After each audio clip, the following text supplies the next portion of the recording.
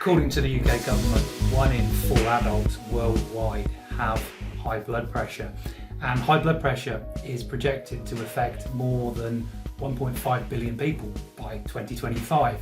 Healthlines say there are a number of factors affecting blood pressure, including the meals that you eat. So I thought it would be really helpful to find out more about blood pressure lowering foods. In this series, we're exploring health and wellness under the premise that some illnesses and diseases may be avoidable. Each week, I interview wellness experts and we dive deep into an aspect of health and wellness with the aim of giving you a greater understanding so that you're free to make the best choices about your health based on your individual circumstances. If you want to explore your health and wellness, subscribe and hit the bell to get notified of all of our latest uploads as soon as they happen. And if this channel can help your friends or family, please also share it with them too. This week we're diving deep into blood pressure lowering foods, and my guest is nutrition lifestyle coach and the UK's first certified holistic heart specialist, Dr. Chris Pickard. So Chris, what is blood pressure and why is it so important? Well, blood pressure, quite simply, is the pressure that blood, as it's pumping around the arteries, puts on the artery walls. And that's as simple as that. And your heart, when it contracts, creates higher pressure. So when you have a blood pressure reading, that's why there's two parts. The higher part is when the heart is contracting, and that's called the systolic blood pressure. And then when it's relaxed, that's the lower of the two pressures, and that is the diastolic blood pressure. And it's important because without that heart pumping, we're not going to get oxygen and nutrients pumped around the body. Cool. So just to help me understand as well, why do we need to lower blood pressure? I'm struggling to get the words blood pressure out, by the way. I keep messing up as I'm saying that. But anyway, let's go with it. Yeah, blood pressure. You could also try the word hypertension, which is the medical word. Oh yeah, fantastic. Yeah. But yeah, high blood pressure or hypertension, which is the medical term for high blood pressure, is because the more force that is exerted on the artery walls, the more the artery walls actually have to harden. And as they harden, it starts causing further problems because, well, for instance, they're more likely to be damaged, actually, which is why they harden. As they get damaged, little cracks can appear in them, and this is when cholesterol starts getting into the gaps. And then as cholesterol gets into these gaps to kind of like plaster over the cracks, it can start compiling and getting bigger and bigger bits of plaster. Yeah. And then it can constrict. But also, as the pressure goes up, it can start damaging the artery walls, and so you can start getting damage in the brain to the arteries. You can start getting damage in the kidneys. The kidneys start functioning less well. And overall, all these different problems lead to the fact that, well, blood pressure is known as the silent killer because you don't necessarily have any symptoms from high blood pressure. Yeah. But it's recognized as the second leading cause of death in the world after poor diet. Right. Okay. And overall, it's the leading cause of cardiovascular disease, so heart disease, strokes, but it's also a major cause of kidney failure and kidney problems as well. Well, it's great that you mentioned diet there because the topic of the video is blood pressure lowering foods. So tell us what effect food has on blood pressure. Going back to just what I just said, that after a poor diet, high blood pressure is seen as the leading cause of mortality. But of course, high blood pressure is itself caused a lot of the time by simply a poor diet. Right. Okay. So there's no, if you include that, then poor diet is an even bigger cause of mortality around the world. And the main reasons that it's related to high blood pressure is because many people have too much sodium in their diet, too much salt, sodium chloride. And when you have too much salt, this basically starts putting a pressure on the kidneys. And because the kidneys are then really important in regulating blood pressure because of the salt, it starts causing more problems. But there's also deficiencies as well. So potassium, as sodium goes up, potassium tends to go down, and you need potassium to lower your blood pressure. So most people are having too much sodium and not enough potassium, which basically means blood pressure problems. And there are other nutritional deficiencies as well. But then on top of the deficiencies and the too much salt, there's the types of foods we're eating start causing inflammation in the body. Yeah. And inflammation can start causing artery wall problems, which can start causing blood pressure problems. So it's hugely complex, but basically bad diet, you're running the risk of high blood pressure. With those foods, are we talking about foods that are high in salt, or are we talking about the addition of salt or sodium to meals? Well, luckily, it's more the addition of salt that you are adding to your food, and you can choose to not buy ordinary table salt. So that's a start. Just buy some potassium-based salts, or use sea salt. Maybe use less of it. But the other thing is that it's just added to so many processed foods to improve the flavor. So this is one of the reasons why many meat products are so bad for us. It's not necessarily the meat, it's what's been added to it in the form of salts and preservatives and crisps and snacks. All these things have got salt in them. Of course, yeah. So are there foods that would help us to lower blood pressure? There are. I mean, the first thing is quite simply start getting rid of all the junk and rubbish and processed food, and start eating more whole foods. So the simple stuff like fruits and vegetables. Eat your greens, just like your mother always told you. Eat your greens. It's so important, so important. But then there are different food groups and food ideas. Sure. So you can, for instance, look for foods that have more potassium in them, like avocados, for instance. Also, magnesium deficiency is a big one as well. So nuts, seeds, shellfish. But there's other foods that seem to have a dramatic effect on blood pressure as well. And these are foods that have got high levels of what are called nitrates. Which is to make them distinct from nitrites. Okay. Now, nitrites. Well, nitrites. Well, it's one oxygen molecule. But basically, nitrites are often added to things like processed meats. So salami, slices of ham, things like that, bacon, as a preservative. Okay. But nitrates, you find in things like rocket, Swiss chard, spinach, lots of different nuts and seeds, walnuts. You find it in meat as well, nitrates. And nitrates are needed to make something called nitric oxide.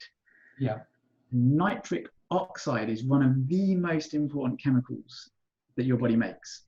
Okay. And critically, nitric oxide is made literally to dilate blood vessels. And if you haven't got enough nitrates, you can't make very much nitric oxide, and so your arteries tend to stay constricted. Okay. But when you have enough nitrates, your blood vessels dilate, and so there's less pressure as they go through there. Now, nitric oxide has a huge amount of other health benefits. So it's great for the brain. It helps kill bugs and bacteria in the body. I mean, there's a big list of things that it does. But you mentioned rocket. What other places might we find nitrate in? Nitrates. Well, basically, one of the biggest ones is actually beetroot. Actually, that is a big favourite. Beetroot, both the actual bulb and also the beet leaves. Lots of dark green leafy stuff, so kale, spinach, I think I've already mentioned. The darker it is, the better. The darker, so even though I said dark green, but if you go for the dark red, so red cabbage, red lettuce is going to be better than the paler side of things. So those are great sources. And then there are other foods that seem to help with the nitric oxide control as well. And help get the nitrates and work the nitrates in your body.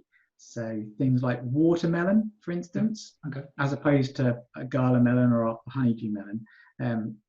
Did I say gala? I think it's gala apple, not gala. But basically, watermelon is full of something called citrulline. Okay. And you need citrulline to make various other compounds in your body work to make nitric oxide.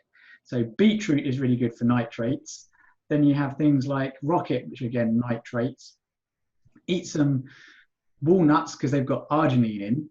And then you have something like watermelon with the citrulline, and you've got yourself a recipe for building nitric oxide. Fantastic. Yeah, nice. So you mentioned potassium, magnesium, and nitrate. Are there others?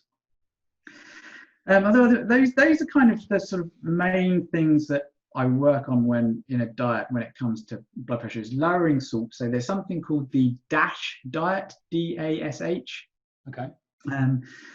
Which I can never remember what it stands for, but basically it's for basically helping the heart, and it's basically a low sodium diet. So you can start off with with the DASH diet, but then when you start looking at foods that are high in nitrates, which I mean at the end of the day, it's most fruits and vegetables help.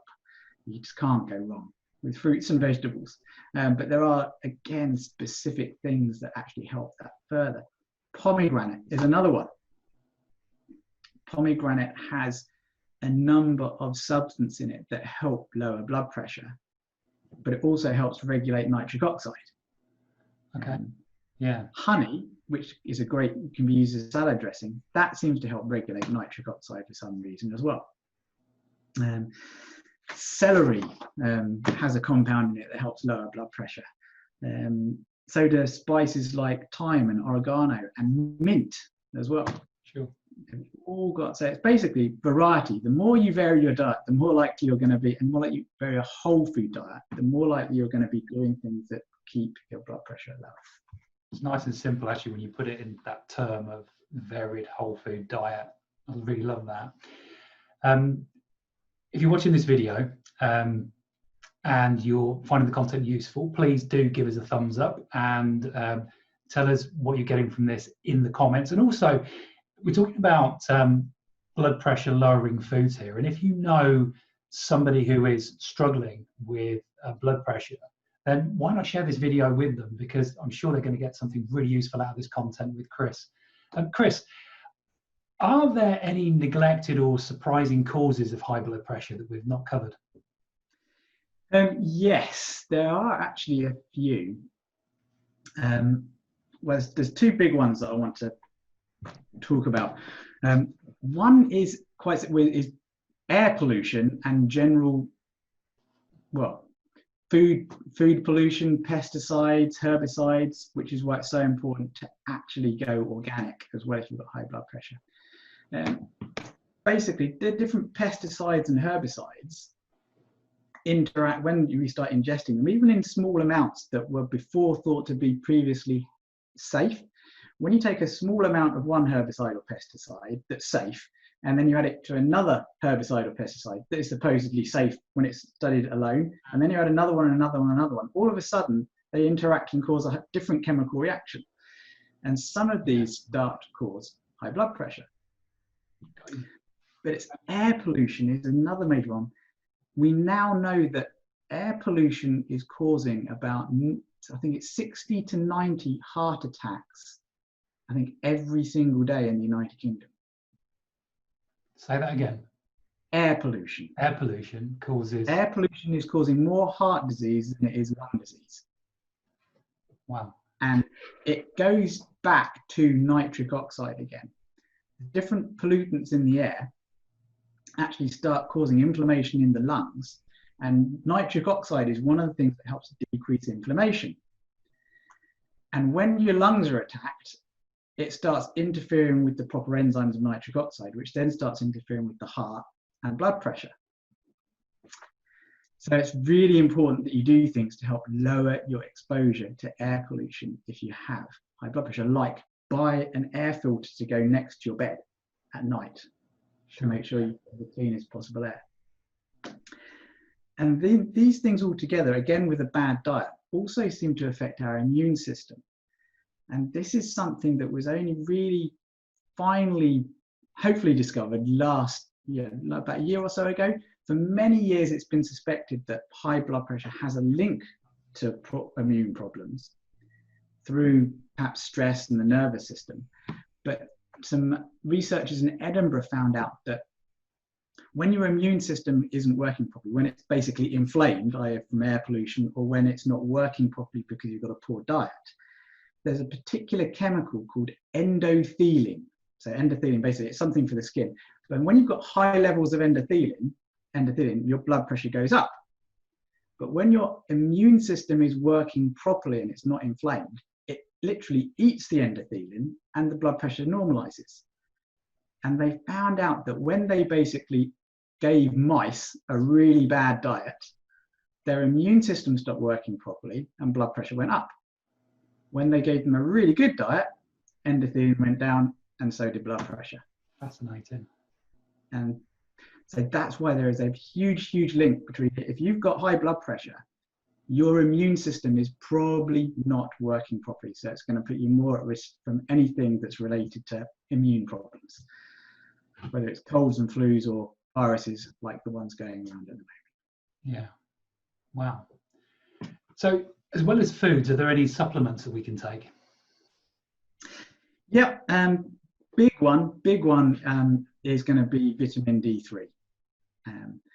Vitamin D3 is needed for helping lower inflammation in the body, and also does help regulate blood pressure as well.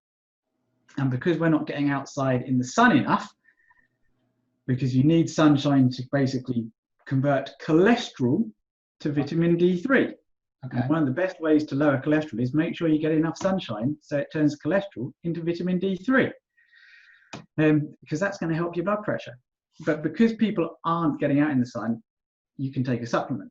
But when you take a supplement, you're not going to convert your own cholesterol into vitamin D3. So it's better to go out in the sun. Okay. Vitamin D3. But then there are specific things, like most people are magnesium deficient, especially in times of stress. Stress burns up magnesium like crazy. And so many people with high blood pressure have got nothing more than basically a magnesium deficiency. So magnesium is a good one one to take. Now that's a fairly safe bet for everybody. But my favorite supplements are things that basically help donate nitrates and other regulating compounds. So there's a favorite mushroom of mine called Ganoderma lucidum, also known as the reishi mushroom. Okay. Again, make sure it's organic. That helps regulate nitric oxide, but it also has a number of other effects on bringing down inflammation and helping the system work better. But having said that, generally my favorite general kind of supplements are food powders. Okay, yeah. So what kind of food powders are we talking about? Well, so for instance, I spoke to you earlier about things like pomegranate and beetroot. Yeah. But if you're going to have lots and lots of juice, you're going to also have the sugars in there without the fibers. Yeah, true. You actually get beetroot powder or pomegranate powder, or kale powder. Not so much kale, because kale's not full of anything anyway, calorie-wise. But basically, if you get, instead of the fruits, if you get the powders, then you can have lots of it. Yeah. Without actually having too many calories. So superfood powders, whether it's pomegranate, beetroot, spinach powders, just again a mixture. It's a good way to increase your variety by having a variety of different superfood powders. Yeah, so we just pop those into a smoothie or a juice of some sort. Yeah. Or even just water. Yeah. Yeah, nice one. Cool. Chris, whenever I'm speaking to somebody and interviewing them, I like to ask them to leave us with a challenge. It could be for a day, for a week or a month. Obviously I'm going to take on the challenge and give it a go myself, but I want to invite the community to do exactly the same thing and tell us how they get on with that. So what challenge would you leave us with based on what we've been talking about today? Okay, well, I'd start with trying to get more nitrate containing whole foods in your diet twice a day. Okay. And perhaps the best place to start is trying to get some at breakfast. because most people today have a tough time with breakfast. Most people are addicted to cereals. And you go back 100 years ago, people weren't having cereal for breakfast all the time. And when you suggest that people have vegetables at breakfast, they go, what? Unless you say, well, how about a vegetable omelette? And they go, oh yeah, I suppose I could eat vegetables for breakfast. But one of the easiest ways to get vegetables at breakfast is to have it in a smoothie. Yeah, sure. So one of the things I could do is I could give you a smoothie recipe, which you could then post with the video later. But basically, yeah, you could just get some beetroot juice, some pomegranate juice, like a cup of each, and a quarter to half a watermelon. Yeah. Blend that together. It's full of nitrates, and it's also going to be citrulline. And then you can maybe add a bit of ginger if you want to, for a bit more oomph, because again, ginger helps bring down inflammation, good for the digestion, and a bit of water, and just have that with your breakfast. Nice. Okay. Or for those that want something really simple, go and buy some superfood powders and just stick some superfood powders in water and drink it with your current breakfast, whether you're having cereal or whatever, it doesn't matter. Just so either have a smoothie or a superfood powder, and then at least once a day try and have a big salad full of things like, I love Swiss chard because it's easy to grow. So my big challenge would go and start an allotment. Yeah, can't do that within a day. But I love growing Swiss, but you can grow Swiss chard quite easily in a light box in a window if you want to. But basically, I love chard. It could be spinach, could be beet leaves, it could be grated beetroot, but try and have a big salad, a big bowl of leaves and maybe some grated beetroot, and I try and have a smoothie a day and a salad a day. Brilliant. Okay. Nice and simple. And if you wanted to, then have a superfood drink as well, so you're having nitrates 3 times a day. Chris, I really do appreciate your time with us today, talking about blood pressure lowering food. Really do appreciate that. Thank you for being with us.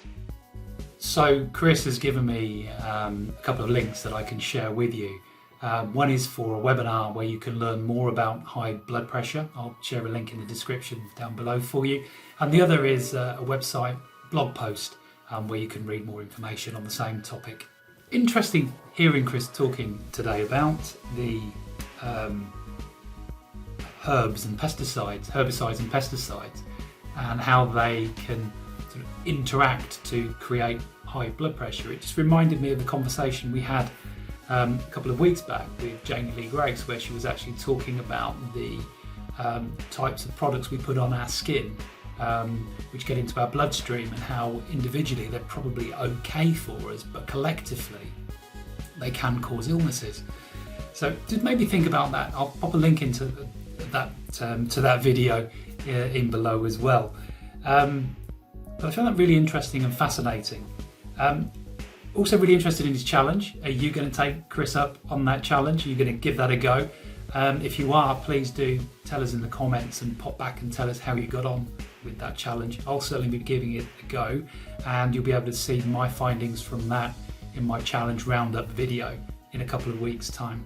So get that video and all of our latest health and wellness uploads, including interviews and reviews. Please subscribe and hit the bell to get notified whenever we post. And if this channel can help your friends and family, please do share it with them too.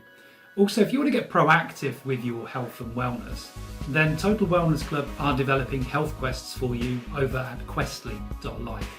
Join while we're developing the site, and you'll get instant access to health quests that immediately personalise your health.